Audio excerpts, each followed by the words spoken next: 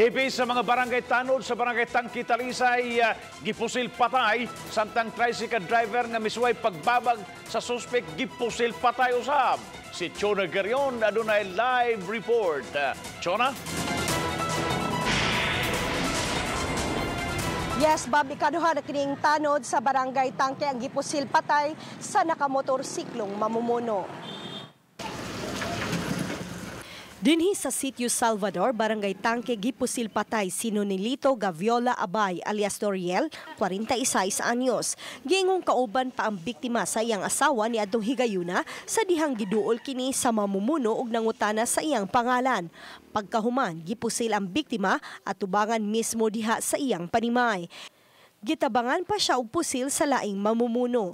Gisuwayan pagdala si Abay sa tambalanan apan gideklarar kini nga dead on arrival. Samtang gipusil patay usab si Joel Milicar, 33 anyos, nga tricycle driver human gingong misuway og babag sa mga sospek diha sa sitio Sawsawan.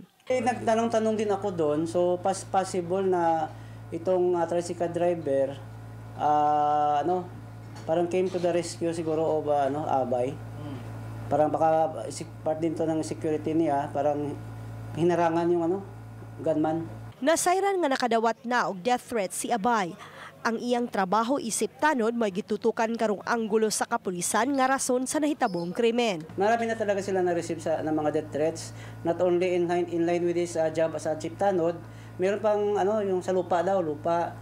And then siguro sa dami siguro nang nalalaman niya about the drug situation in Tangke and then things that are happening right now.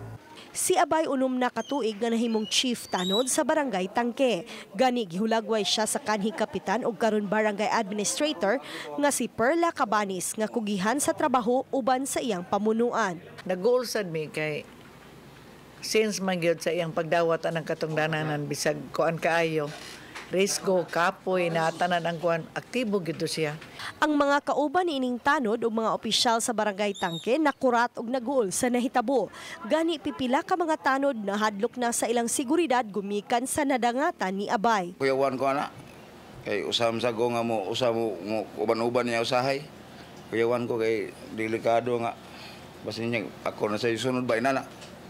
Mao na nga nagproblema ko unsay akong buhaton. Mamura sa mig na kuyawan sa digay. Katuwag ito yung problema na mo. Matinabangon sa mga tanod, niya, gawa sa na nga. Nag-uusa di ba? Nga unsay sa niya na mo, pero ila sa tanang sosiyog maayo ba nga nganong sa nagkuhan na kasi kabangga niya. Si Abay may ikaduhang tanod sa barangay Tangke nga gipusil patay karong tuiga. Ang tanod nga si Lende Belila gipusil patay ni adtong Enero sa sitio Kimba, barangay San Roque. Yes, Bob, nangay karon og hustisya ang mga opisyal sa barangay Tangke. Nang hinaot sila sa Talisay City Police, Bob, natutukan kining maong kaso. Bob? Thank you so much sa Chona Garion sa imong live report.